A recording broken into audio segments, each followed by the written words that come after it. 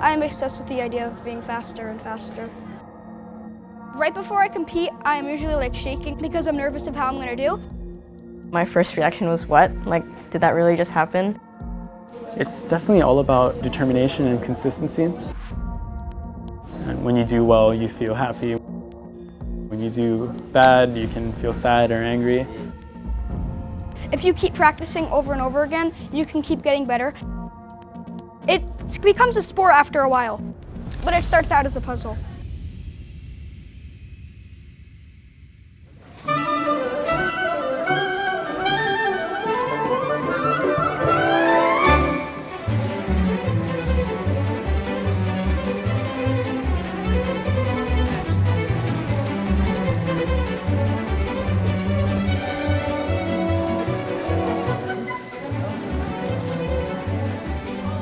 Generally, speedcubing just means to solve the cube as fast as you can. Like, even if you can solve it in 1 or 2 minutes, you're still considered a speedcuber. My personal best in competition is 5.37 seconds, and that's the fastest female time in the world. My best time is 5.04 on a 3x3. The new world record has been set by Felix Zemdex. The record time is 4.22 seconds.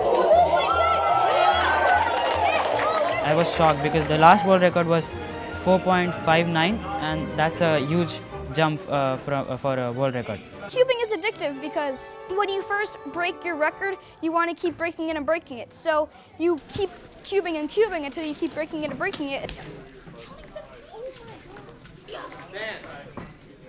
There's pretty much no days where I don't cube. Speedcubing is very addictive. I came from India. I see a lot of famous people coming here, and I just want to talk to them, take some photos. Patrick Pons, he's pretty famous.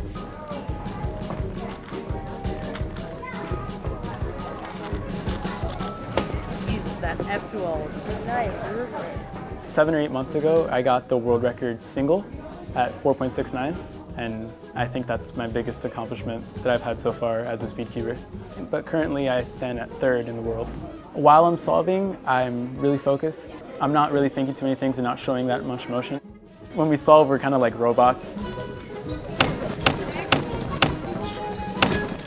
Yes!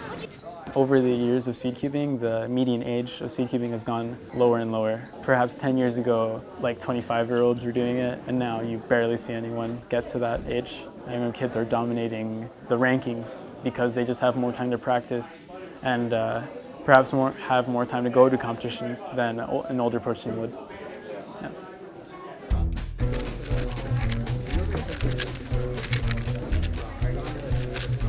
I think it's good for little kids to get involved in this and practice a lot because it's a very mental sport. It's also a physical sport, dexterity-wise, and it's better than a lot of other hobbies that people can get addicted to. I think the mental aspect is like 80% and the physical is like 20 because you don't really need to be fit to cube. But as you keep practicing, your fingers like get muscle memory for everything and you start to turn fast.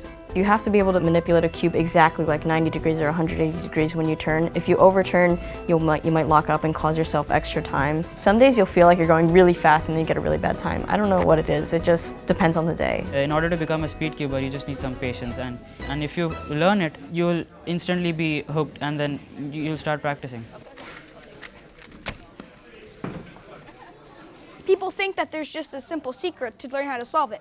That's not true. There's actually methods and algorithms that you need to learn to get fast. I usually use 2 algorithms from permuting the last layer. This is called the J-perm. The perm is for permutation. And then there's the H-perm. I usually use those 2 algorithms to warm up. I probably know around like 500 to 600 algorithms.